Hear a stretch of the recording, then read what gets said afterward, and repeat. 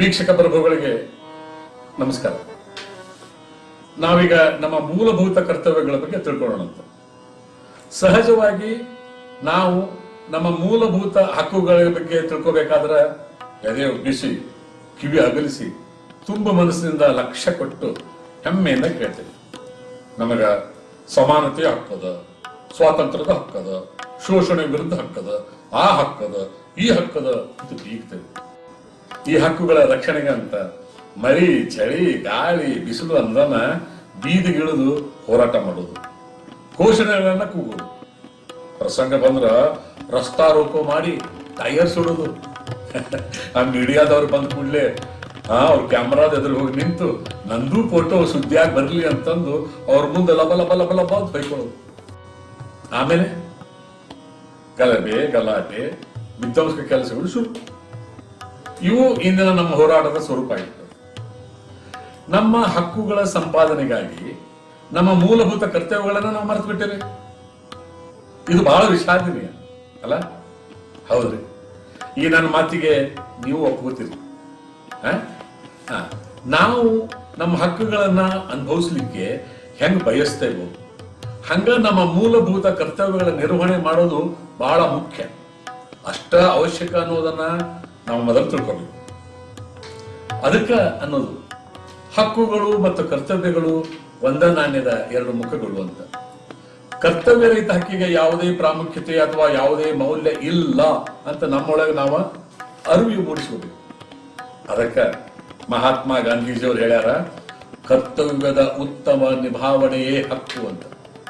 ಉದಾಹರಣೆಗೆ ಹೇಳ್ಬೇಕಂದ್ರ ನನಗ ಬದುಕೋ ಹಕ್ಕದ, ನನಗ ಬದುಕೋ ಹಕ್ಕದ ಅಂತ ಹೇಳ್ತೇವೆ. ಹಂಗಂತ ಹೇಳಿ ಯಾರನ್ನಾರು ಕೊಲೆ ಮಾಡ್ಲಿಕ್ಕೆ ಆಗ್ತದೇನು? ಇನ್ನೊಬ್ರು ಬದುಕೋ ಹಕ್ಕನ್ನು ಕಸಗೊಳ್ಳಿಕ್ಕೆ ಸಾಧ್ಯದ ಏನು? ಅಥವಾ ಅದು ಸಾಧು ಏನು? ನನ್ನ ಬದುಕು ನನ್ನ ಹಕ್ಕು, ಇತರರನ್ನು ಬದುಕಲು ಬಿಡೋದು ನನ್ನ ಕರ್ತವ್ಯ ಅಂತ ನಾವು ತಿಳ್ಕೊ.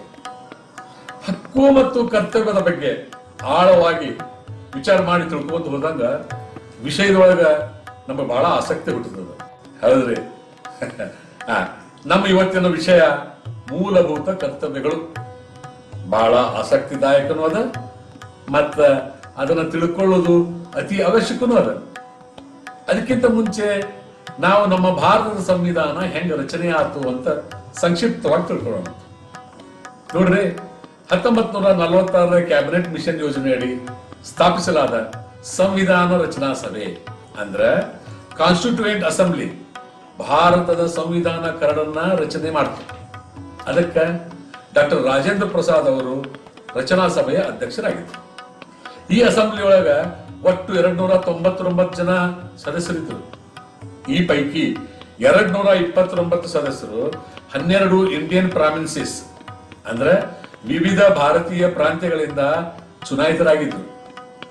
ಇನ್ನುಳಿದ 70 ಸದಸ್ಯರು 29 ಪ್ರಿನ್ಸಿ ಸ್ಟೇಟ್ಸ್ ಅಂದ್ರೆ ವಿವಿಧ ರಾಜ್ಯಗಳಿಂದ ನಾಮನಿರ್ದೇಶಿತರಾಗಿದ್ರು. ಈ ಅಸೆಂಬ್ಲಿ ಒಳಗ 15 ಜನ ಮಹಿಳಾ ಪ್ರತಿನಿಧಿಗಳು ಇದ್ರು ಅನ್ನೋದು ಗಮನಾರ್ಹ.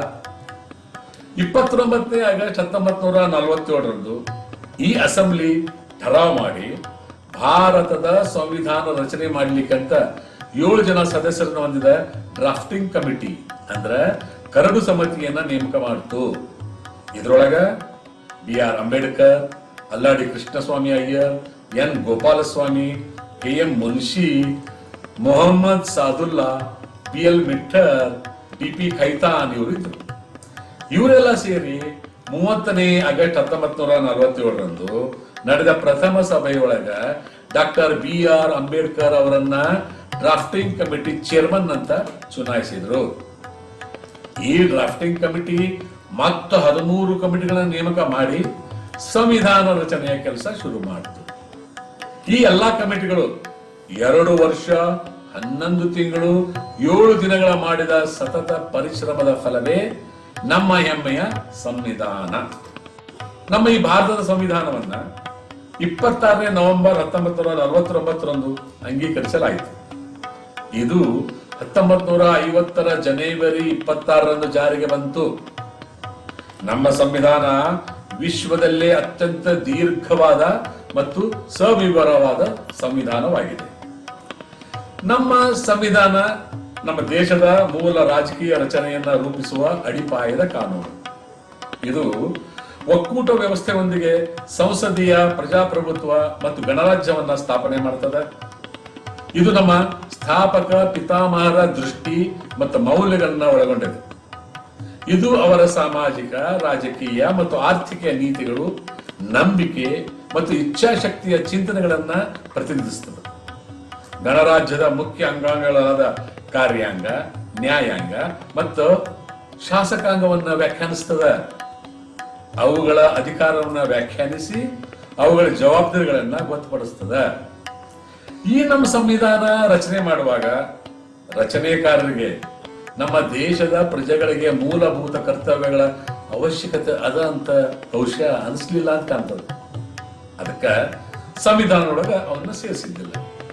ಆದ್ರ ರಾಜ್ಯ ನಿರ್ದೇಶಕ ತತ್ವದ ಪ್ರಕಾರ ರಾಜ್ಯಗಳ ಕರ್ತವ್ಯದ ಬಗ್ಗೆ ಒತ್ತಿ ಒತ್ತಿ ಒತ್ತಿ ಹೇಳಿದ್ರು.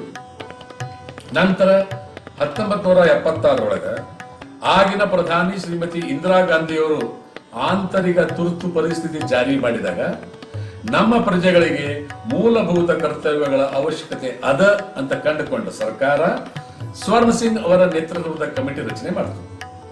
ಹಿಂಗ 1976 42ನೇ ತಿದ್ದುಪಡಿ ಮೂಲಕ ಭಾಗ 4A ಅನುಚ್ಛೇದ 51A ಸ್ವರ್ಣ Singh committee Russia, Japan, China ದೇಶಗಳ ಸಂವಿಧಾನಗಳಿಂದ ಸ್ಫೂರ್ತಿ ಪಡೆದು ಶಿಫಾರಸು ಮಾಡಿದ 10 ಮೂಲಭೂತ ಕರ್ತವ್ಯಗಳನ್ನ ಸಂವಿಧಾನದೊಳಗ ಸೇರ್ಪಡೆ ಮಾಡ್ತಾರೆ. ಹಿಂಗಾಗಿ ಕರಾಳ ತುರ್ತು ಪರಿಸ್ಥಿತಿ ಅವಧಿ ಒಳಗಾದ ಇದೊಂದು ಒಳ್ಳೆ ತಿದ್ದುಪಡಿ ಅಂತ ಈಗೆಲ್ಲಾರು ಒಪ್ಕೊಳ್ತಾರೆ. ಮುಂದೆ ಡಿಸೆಂಬರ್ 2002 86ನೇ ತಿದ್ದುಪಡಿ ಮೂಲಕ 11ನೇ ಮೂಲಭೂತ ಕರ್ತವ್ಯವನ್ನ ಸೇರಿಸಲಾಯಿತು. ನಮ್ಮ ಸಂವಿಧಾನದೊಳಗ 11 ಮೂಲಭೂತ ಕರ್ತವ್ಯಗಳನ್ನು ಸೇರಿಸೋ ಹಿಂದಿನ ಪ್ರಮುಖ ಉದ್ದೇಶ ಏನಂತಂದ್ರ ನಾಗರಿಕರು ಅನುಭವಿಸುವ ಸಮಗ್ರ ಹಕ್ಕುಗಳಿಗೆ ಬದಲಾಗಿ ಅವರ ಈ ಕರ್ತವ್ಯಗಳು ಗೌರವ, ಹೆಮ್ಮೆ, ಸಹಿಷ್ಣುತೆ, ಶಾಂತಿ, ಪ್ರಗತಿ ಮತ್ತು ಸಾಮರಸ್ಯದಂತ ಪ್ರಮುಖ ಮೌಲ್ಯಗಳನ್ನ ಕೇಂದ್ರೀಕರಿಸಿವೆ. ಇವುಗಳು ಭಾರತೀಯ ನಾಗರಿಕರಿಗೆ ಮಾತ್ರ ಅನ್ವಯ. ಈಗ ನಾವು ಈ 11 ಮೂಲಭೂತ ಕರ್ತವ್ಯಗಳನ್ನ ಒಂದೊಂದಾಗಿ ವಿವರವಾಗಿ ತಿಳ್ಕೊಳ್ಳೋಣಂತ. ಕರ್ತವ್ಯ ನಂಬರ್ 1, ಸಂವಿಧಾನವನ್ನು ಪಾಲಿಸಬೇಕು, ಅದರ ಆಶಯಗಳನ್ನ ಗೌರವಿಸಬೇಕು, ರಾಷ್ಟ್ರಧ್ವಜ ಮತ್ತು ರಾಷ್ಟ್ರಗೀತೆಯನ್ನ ಗೌರವಿಸಬೇಕು. ಹೌದು, ನಾವೆಲ್ಲರೂ ಸ್ವತಂತ್ರ, ನ್ಯಾಯ, ಸಮಾನತೆ, ಭಾತೃತ್ವ ಭಾವನೆಯನ್ನು ಸಾರುವಂತ ಆದರ್ಶಗಳನ್ನು ಹೊಂದಿದಂತ ಶಾಸಕಾಂಗ, ನ್ಯಾಯಾಂಗ ಮತ್ತು ಕಾರ್ಯಾಂಗಗಳನ್ನು ಗೌರವಿಸಬೇಕು. ಸಂವಿಧಾನದ ಘನತೆಗೆ ಕುಂದು ಬಾರದಂತೆ ನಡೆದುಕೊಳ್ಳಬೇಕು. ಇಲ್ದಿದ್ರೆ ಅದು ನಮ್ಮ ಹಕ್ಕುಗಳಿಗೆ ನಮ್ಮ ತನಕ ಧಕ್ಕೆಯಾಗಿ ಸಾರ್ವಭೌಮದ ರಾಷ್ಟ್ರದ ಪ್ರಜೆಯಾಗಿರಲಿಕ್ಕೆ ಅಡ್ಡಿಯಾಗ್ತದೆ. ಇನ್ನು ಕರ್ತವ್ಯ ನಂಬರ್ 2, ಸ್ವಾತಂತ್ರ್ಯ ಹೋರಾಟಕ್ಕೆ ಸ್ಫೂರ್ತಿ ಕೊಟ್ಟ ಆದರ್ಶಗಳನ್ನು ಗೌರವಿಸಬೇಕು ಮತ್ತು ಪಾಲಿಸಬೇಕು. ಅಂದ್ರೆ ನಮ್ಮ ರಾಷ್ಟ್ರದ ಸ್ವಾತಂತ್ರ್ಯ ಸಂಗ್ರಾಮದೊಳಗ ಸ್ಫೂರ್ತಿದಾಯಕವಾಗಿದ್ದ ಉದಾತ್ತ ಆದರ್ಶಗಳನ್ನು ಗೌರವಿಸುವುದು ಮತ್ತು ಅನುಸರಿಸುವುದು. ಈ ಆದರ್ಶಗಳು ನ್ಯಾಯಯುತ ಸಮಾಜ, ಸ್ವಾತಂತ್ರ್ಯ, ಸಮಾನತೆ, ಅಹಿಂಸೆ, ಸಹೋದರತ್ವ ಮತ್ತು ವಿಶ್ವ ಶಾಂತಿಯೊಂದಿಗೆ ಏಕೀಕೃತ ರಾಷ್ಟ್ರ ನಿರ್ಮಾಣದ ಉದ್ದೇಶ ಆಗ್ಯಾವ. ಭಾರತದ ನಾಗರಿಕರಾದ ನಾವು ಇವುಗಳ ಬಗ್ಗೆ ಜಾಗೃತರಾಗಿದ್ದರೆ ಮಾತ್ರ ಒಳಕು ಮನಸ್ಸಿನ ಪ್ರತ್ಯೇಕವಾದಿಗಳನ್ನು ಮಟ್ಟ ಹಾಕಲಿಕ್ಕೆ ಸುಲಭ ಸಾಧ್ಯ.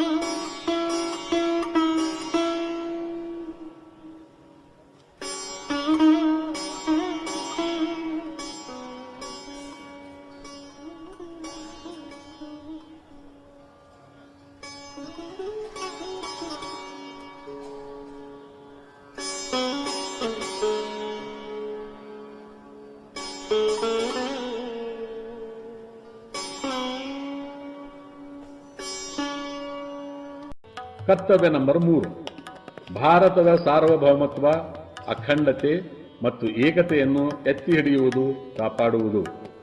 ಇದು ಭಾರತದ ನಾಗರಿಕರಾದ ನಮ್ಮೆಲ್ಲರ ಪ್ರಮುಖ ರಾಷ್ಟ್ರೀಯ ಬಾಧ್ಯತೆಗಳಿಗೆ ಒಂದಾಗಿದೆ. ನಮ್ಮ ಭಾರತ ವಿಭಿನ್ನ ಜಾತಿ, ಧರ್ಮ, ಲಿಂಗ ಮತ್ತು ಭಾಷಾ ಜನರನ್ನು ಹೊಂದಿರುವ ವಿಶಾಲ ಮತ್ತು ವೈವಿಧ್ಯಮಯ ರಾಷ್ಟ್ರವಾಗಿದೆ. ದೇಶದ ಸ್ವಾತಂತ್ರ್ಯ ಮತ್ತು ಐಕ್ಯತೆ ಅಪಾಯಕ್ಕೆ ಸಿಲುಕಿದ್ರೆ ಸಾರ್ವಭೌಮತ್ವ ಬರ್ಲಿಕ್ಕೆ ಹೆಂಗ್ ಸಾಧ್ಯದ? ಅದಕ್ಕಂತನ ಮೂಲಭೂತ ಹಕ್ಕುಗಳ 19(2) ಅಡಿಯೊಳಗ ಭಾರತದ ಸಾರ್ವಭೌಮತ್ವ ಮತ್ತು ಸಮಗ್ರತೆಯ ಹಿತದೃಷ್ಟಿಯಿಂದ ವಾಕ್ ಮತ್ತು ಅಭಿವ್ಯಕ್ತಿ ಸ್ವಾತಂತ್ರ್ಯದ ಮೇಲೆ ನಿರ್ಬಂಧಗಳನ್ನು ಹಾಕಲಾಗಿದೆ ಅಂತ ನಾವು ತಿಳ್ಕೋಬೇಕು.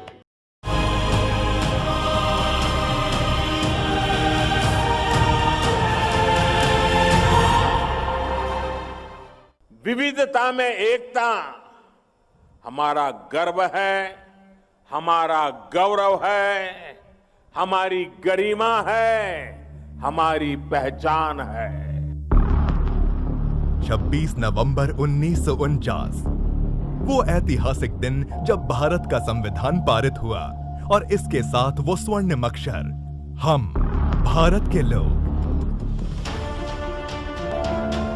हमारी पहचान, हमारा अस्तित्व हमारे देश की वजह से ही है।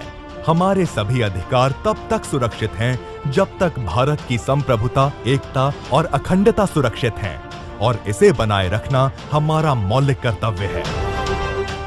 हम सभी को मन में ये भाव रखना है कि भारत एक सक्षम और संप्रभुत्व देश है। हम धर्म, जाति, भाषा, क्षेत्र के मतभेदों को भुलाकर एकता और भाईचारे को बनाए रखेंगे। हम देश की अखंडता पर कोई आंच नहीं आने देंगे। अगर देश की प्रभुता, एकता व अखंडता को कोई नुकसान पहुंचाता है तो सजा का प्रावधान है।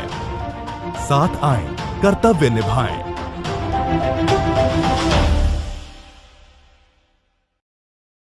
ಇನ್ನ ಕರ್ತವ್ಯ ನಂಬರ್ 4, ದೇಶವನ್ನು ರಕ್ಷಿಸುವುದು ಮತ್ತು ದೇಶ ಸೇವೆಗೆ ಸಿದ್ಧರಿರುವುದು. ಬಾಹ್ಯ ಶತ್ರುಗಳ ವಿರುದ್ಧ ನಮ್ಮ ದೇಶದ ರಕ್ಷಣೆ ಮಾಡೋದು ಪ್ರತಿಯೊಬ್ಬ ನಾಗರಿಕನ ಕರ್ತವ್ಯ. ನಾಗರಿಕರಾದ ನಾವು ನಮ್ಮ ದೇಶದ ಗಡಿಯೊಳಗ ಅಕ್ರಮವಾಗಿ ಪ್ರವೇಶಿಸುವ ದುಷ್ಟ ಶಕ್ತಿಗಳ ಬಗ್ಗೆ ಜಾಗೃತರಾಗಿರಬೇಕು. ಮತ್ತೆ ಪ್ರಸಂಗ ಬಂದ್ರ ನಮ್ಮನ್ನ, ನಮ್ಮ ದೇಶವನ್ನ ರಕ್ಷಣೆ ಮಾಡಲಿಕ್ಕೆ ಜೀವದ ಹಂಗು ತೊರೆದು ಹೋರಾಡಲಿಕ್ಕೆ ಸಿದ್ಧರಿರಬೇಕು. ಕರ್ತವ್ಯ ನಂಬರ್ 5, ವಿವಿಧ ಧರ್ಮ, ಭಾಷೆ ಮತ್ತು ಪ್ರಾಂತ್ಯಗಳ ಜನರೊಂದಿಗೆ ಸೌಹಾರ್ದತೆಯಿಂದ ಇರೋದು. ಮಹಿಳೆಯರಿಗೆ ಅಗೌರವ ತೋರುವ ಪದ್ಧತಿಗಳನ್ನು ತಿರಸ್ಕಾರ ಮಾಡುವುದು. ಒಂದು ಧ್ವಜ ಮತ್ತು ಏಕ ಪೌರತ್ವ ವಿವಿಧತೆಯಲ್ಲಿ ಏಕತೆಯನ್ನು ಸಾರಿ ನಾಗರಿಕರಲ್ಲಿ ಸಹೋದರತ್ವದ ಭಾವನೆಯನ್ನು ಬಲಪಡಿಸುತ್ತದೆ. ಭಿನ್ನತೆಗಳಂತಹ ಸಂಕುಚ ಮನೋಭಾವನೆಯನ್ನ ತೊರೆದು ನಾವೆಲ್ಲ ಸಾಂಸ್ಕೃತಿಕ ಮತ್ತು ಸಾಮೂಹಿಕ ಚಟುವಟಿಕೆಗಳಲ್ಲಿ ಶ್ರೇಷ್ಠತೆಯನ್ನು ಸಾಧಿಸಲಿಕ್ಕೆ ಪರಿಶ್ರಮ ಪಡಬೇಕು. ಮಹಿಳೆಯರ ಗೌರವಕ್ಕೆ ಧಕ್ಕೆ ತರುವಂತ ಯಾವುದೇ ಆಚರಣೆಗಳನ್ನು ಮಾಡಬಾರದು.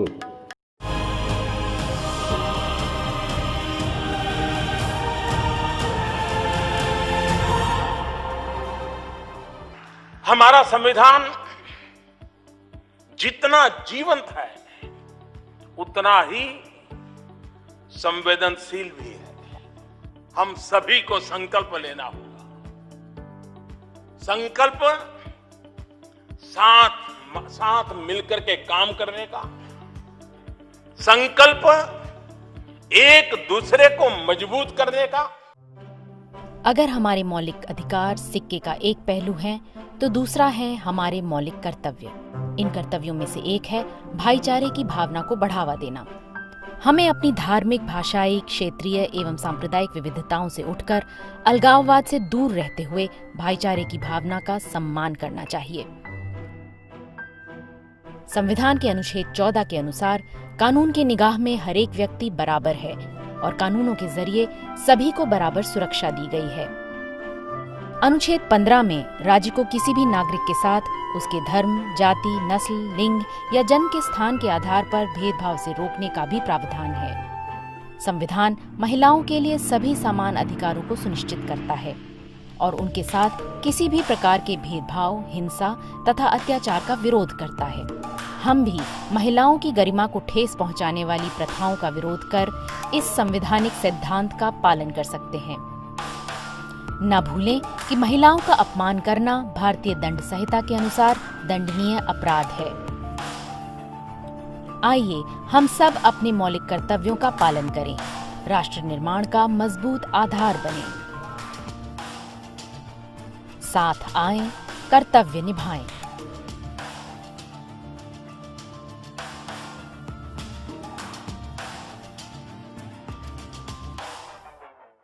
ಕರ್ತವ್ಯ ನಂಬರ್ 6, ನಮ್ಮ ವೈವಿಧ್ಯಮಯ ಸಂಸ್ಕೃತಿ ಮತ್ತು ಪರಂಪರೆಯನ್ನ ಗೌರವಿಸಬೇಕು ಮತ್ತು ಕಾಪಾಡಬೇಕು.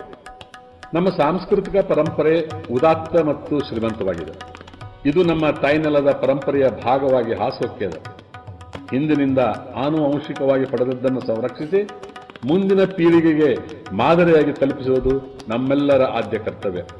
ನಮ್ಮ ಭಾರತ ದೇಶದ ನಾಗರಿಕತೆ ವಿಶ್ವದ ಅತ್ಯಂತ ಪ್ರಾಚೀನ ನಾಗರಿಕತೆಗಳಲ್ಲಿ ಒಂದಾಗಿದ್ದು ನಮ್ಮ ಹೆಮ್ಮೆ. ನಮ್ಮ ಈ ಪವಿತ್ರ ಭೂಮಿ ಹಿಂದೂ, ಜೈನ್, ಬೌದ್ಧ ಧರ್ಮದ ಜನ್ಮಸ್ಥಳವಾಗಿದೆ. ಕಲೆ, ವಿಜ್ಞಾನ, ಸಾಹಿತ್ಯ, ಧಾರ್ಮಿಕ ಕ್ಷೇತ್ರಕ್ಕೆ ನಮ್ಮ ಕೊಡುಗೆ ಅಪಾರ. ಕರ್ತವ್ಯ ನಂಬರ್ 7, ದೇಶದ ಕಾಡು, ವನ್ಯಜೀವಿಗಳು, ನದಿಗಳು ಸೇರಿದಂತೆ ಪರಿಸರವನ್ನು ಉಳಿಸಿ ಬೆಳೆಸುವುದು.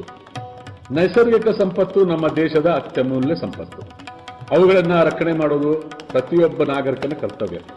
ಅರಣ್ಯ ನಾಶ, ಹೆಚ್ಚುತ್ತಿರುವ ಪರಿಸರ ಮಾಲಿನ್ಯ ಎಲ್ಲ ರೀತಿಯಲ್ಲಿ ಎಲ್ಲರಿಗೂ ಅಪಾರ ಹಾನಿಯನ್ನುಂಟು ಮಾಡುತ್ತಿದೆ.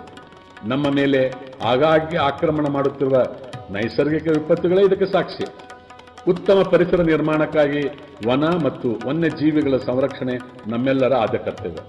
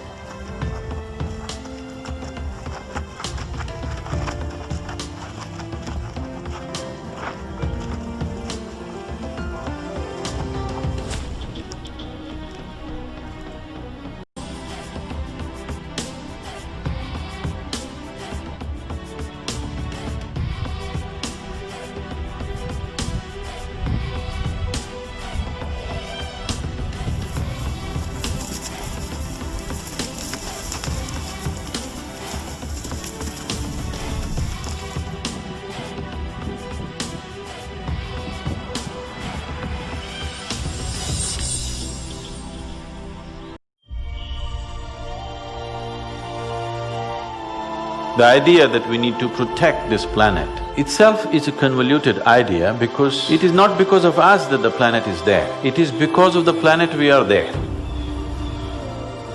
Even to think me and the planet is a completely wrong notion because what you call as myself, the physical presence of who you are, is just an outcrop of this planet.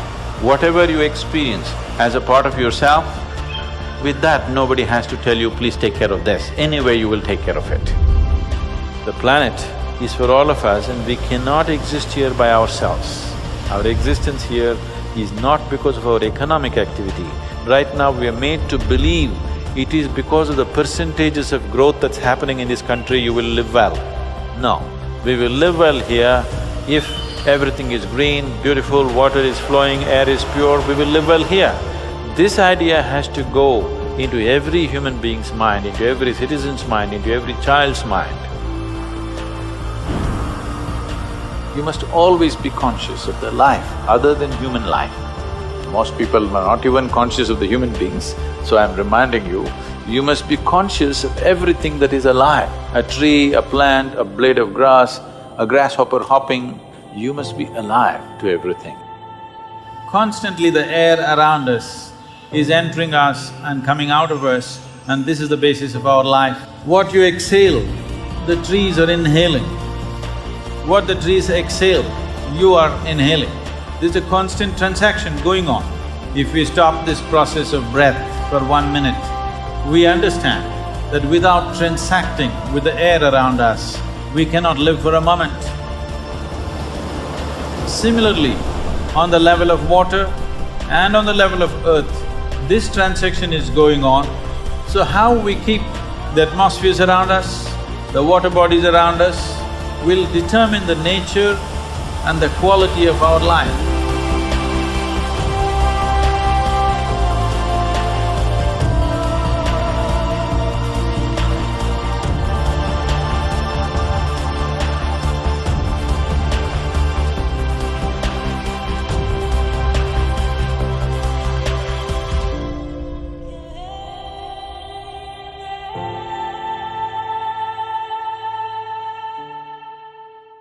ಕರ್ತವ್ಯ number 8, ವೈಜ್ಞಾನಿಕ ಮನೋಧರ್ಮವನ್ನು ಬೆಳೆಸಿಕೊಳ್ಳುವುದು, ಪ್ರಶ್ನೆ ಮಾಡುವ ಮತ್ತು ಬದಲಾವಣೆಗೆ ಒಡ್ಡಿಕೊಳ್ಳುವ ಮನಸ್ಥಿತಿ ಬೆಳೆಸಿಕೊಳ್ಳುವುದು. ನಮ್ಮ ಏಳಿಗೆಗೆ ಪ್ರಪಂಚದಲ್ಲಿಯ ಅನುಭವ ಮತ್ತು ಬೆಳವಣಿಗೆಗಳಿಂದ ಕಲಿಯುವುದು ಅವಶ್ಯಕ ಎಂಬುದು ನಮಗೆ ತಿಳಿದಿರುವ ಸತ್ಯ. ವೇಗವಾಗಿ ಬದಲಾಗುತ್ತಿರುವ ಆಧುನಿಕ ಜಗತ್ತಿನೊಂದಿಗೆ ಹೊಂದಿಕೊಳ್ಳಲಿಕ್ಕೆ ವೈಜ್ಞಾನಿಕ ಮನೋಭಾವ ಹೆಚ್ಚಿಸಿಕೊಂಡು ಈ ದಿಶೆಯೊಳಗ ಚಿಂತನೆ, ವಿಶ್ಲೇಷಣೆ ಮಾಡಿ ನಮ್ಮನ್ನು ನಾವೇ ನವೀಕರಿಸಿಕೊಳ್ಳಬೇಕು.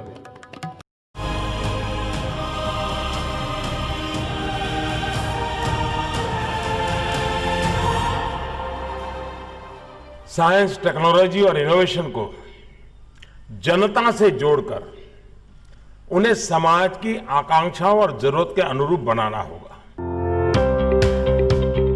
जहां एक ओर भारत तकनीक के क्षेत्र में मजबूती से कदम बढ़ाने लगा है, वहीं अंतरिक्ष में अपना परचम लहराने लगा है।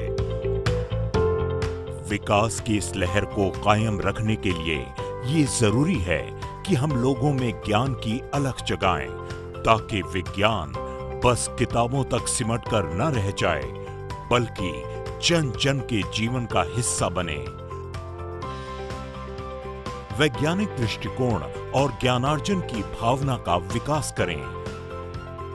आइए नई सोच और नई खोज को बढ़ावा दें और अंधविश्वास को मिटाएं। साथ आएं, कर्तव्य निभाएं।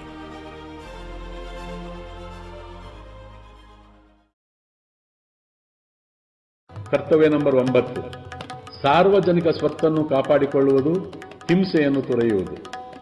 ಜಗತ್ತಿಗೆ ಅಹಿಂಸೆಯನ್ನು ಬೋಧಿಸುವ ನಮ್ಮ ದೇಶದೊಳಗ ಆಗಾಗ ಮುಷ್ಕರ, ಹೋರಾಟ, ಪ್ರತಿಭಟನೆಯ ನೆಪದೊಳಗ ಹಿಂಸೆ ಮತ್ತು ಸಾರ್ವಜನಿಕ ಆಸ್ತಿ ನಾಶದ ಘಟನೆಗಳನ್ನು ನೋಡ್ತೇವೆ ಅನ್ನೋದು ದುರದೃಷ್ಟಕರ ಮತ್ತು ವಿಷಾದನೀಯ. ಸರ್ಕಾರಿ ವಾಹನಗಳನ್ನು ಸುಡೋದು, ಕಟ್ಟಡ ಕಚೇರಿ ನಾಶ ಮಾಡಿ ಲೂಟಿ ಮಾಡೋದು ಮುಂತಾದ ದೃಶ್ಯಗಳು ಸರ್ವೇ ಸಾಮಾನ್ಯ. ಇದು ತಪ್ಪು. ಇವುಗಳ ರಕ್ಷಣೆ ಮಾಡುವ ಹೊಣೆಗಾರ ನಾಗರಿಕರಾದ ನಾವು ಮೂಕ ಪ್ರೇಕ್ಷಕರಾಗಿ ವೀಕ್ಷಿಸುವುದು ಮಹಾ ತಪ್ಪು.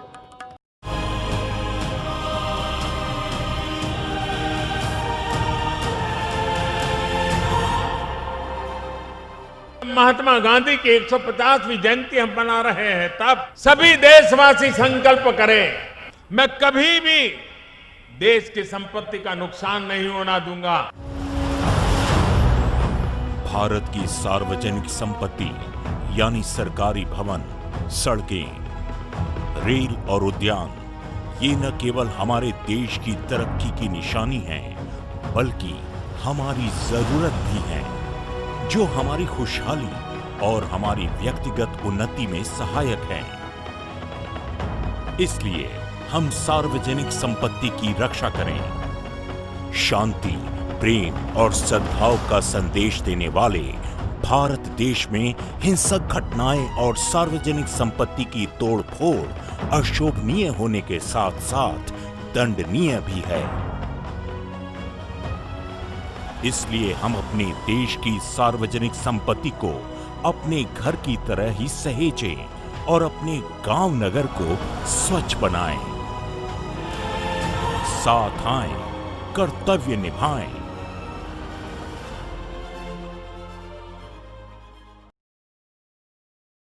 ಕರ್ತವ್ಯ ನಂಬರ್ 10, ಎಲ್ಲ ವೈಯಕ್ತಿಕ ಮತ್ತು ಸಾಮೂಹಿಕ ಚಟುವಟಿಕೆಗಳಲ್ಲಿ ಉನ್ನತಿಯನ್ನು ಸಾಧಿಸಲು ಪ್ರಯತ್ನಿಸಿ ದೇಶದ ಪ್ರಗತಿಗಾಗಿ ಶ್ರಮಿಸುವುದು. ಜವಾಬ್ದಾರಿಯುತ ನಾಗರಿಕರಾದ ನಾವು ಯಾವುದೇ ಕೆಲಸವನ್ನ ಕೈಗೆತ್ತಿಕೊಂಡ್ರೆ ಅದು ಶ್ರೇಷ್ಠತೆಯ ಗುರಿ ತಲುಪಿ ನಮ್ಮ ದೇಶ ನಿರಂತರವಾಗಿ ಉನ್ನತಿಯತ್ತ ಸಾಗುವಂತಾಗಬೇಕು.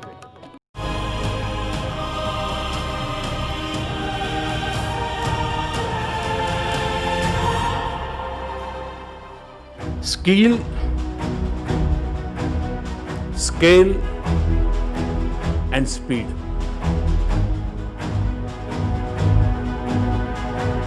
बहुत बड़े स्केल पर सोचने की आदत देश में खड़ी करनी होगी और उसको पूरा करने की आदत बनानी होगी. दिनों दिन प्रगति की नई गति पाकर भारत उन्नति की बुलंदियां छू रहा है. समाज के हर वर्ग, हर क्षेत्र का व्यक्ति अगर अपने पूरे दमखम लगन से देश के विकास में अपना योगदान दे तो भारत उत्कृष्टता और उन्नति की नई बुलंदियां छू सकता है. पर जरूरत है अपने हुनर को पहचानने की और उसे भारत के विकास में लगाने की. व्यक्तिगत एवं सामूहिक गतिविधियों के सभी क्षेत्रों में उत्कर्ष की ओर बढ़ने का सतत प्रयास करें. 125 करोड़ भारतीय कंधे से कंधा और कदम से कदम मिलाकर आगे बढ़ते जाएं. साथ आएं, कर्तव्य निभाएं.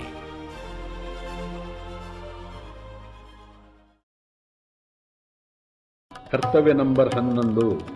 ಎಲ್ಲ ತಂದೆ ತಾಯಂದಿರು, ಪಾಲಕರು, ಪೋಷಕರು 6ರಿಂದ 14 ವರ್ಷದ ಮಕ್ಕಳಿಗೆ ಕಡ್ಡಾಯವಾಗಿ ಶಿಕ್ಷಣ ಪಡೆಯುವ ಅವಕಾಶ ನೀಡತಕ್ಕದ್ದು. 6ರಿಂದ 14 ವರ್ಷದೊಳಗಿನ ಮಕ್ಕಳು ಶಿಕ್ಷಣದ ಹಕ್ಕನ್ನು ಹೊಂದಿರುತ್ತಾರೆ. ಅವರಿಗೆ ಉಚಿತ ಮತ್ತು ಕಡ್ಡಾಯ ಶಿಕ್ಷಣ ನೀಡೋದು ಪ್ರತಿಯೊಬ್ಬ ಪಾಲಕರ ಆದ್ಯ ಕರ್ತವ್ಯ. ಕೇಳಿ ಗಂಟೆ ಬನ್ನಿ, ಶಾಲೆಯು ಕರೆಯುತ್ತಿದೆ ಬನ್ನಿ. ಕ್ಷಣ ಕ್ಷಣ ಕ್ಷಣ ಬೆಳಕು ಸಿಕ್ಕರೆ ತಾರೆಯಾಗಿ ಮುಳುಗುತ್ತೀಯೇ ನೀನು. ಶಾಲೆಯು ಮನೆಯಿಂದ ದೂರವಿಲ್ಲ, ಕಡಿಮೆ ಆಯ್ತು ಮಂತರ. ತಲುಪುವೆ ಶಾಲೆಯ ಗೇಟಿನ ತನಕ, ತುಸುವೆ ನಡಿಗೆ ಸಾಕು. ಪ್ರೀತಿ ಹಾಗೂ ಅಕ್ಕರೆಯಿಂದ ಕಲಿಸುವ ನಿಮಗೆ ಶಿಕ್ಷಕರೇ ದಾರಿ ದೀಪ. ಟನ್ ಟನ್ ಟನ್ ಕೇಳಿ ಗಂಟೆ ಧ್ವನಿ, ಶಾಲೆಯು ಕರೆಯುತ್ತಿದೆ ಬನ್ನಿ. ಬನ್ನಿ ಕರೆಯುತ್ತಿದೆ ಶಾಲೆ, ಬನ್ನಿ ಕರೆಯುತ್ತಿದೆ ಶಾಲೆ. ಶಿಕ್ಷಣ ನನ್ನ ಹಕ್ಕು. ವೀಕ್ಷಕ ಪ್ರಭುಗಳೇ, ಹಿಂಗ ಒಟ್ಟು 11 ಕರ್ತವ್ಯಗಳು ಅವ. ಬರೇ 11 ಕರ್ತವ್ಯ ಅದ ಅಂತ ತಿಳ್ಕೊಬೇಡ್ರಿ. ಇವು ಪ್ರಮುಖವಾದ ಕರ್ತವ್ಯಗಳು. ಇನ್ನೂ ಅನೇಕ ಮುಖ್ಯವಾದ ಕರ್ತವ್ಯಗಳನ್ನು ಪಾಲಿಸುವ ಜವಾಬ್ದಾರಿ ನಮ್ಮ ಮೇಲದ.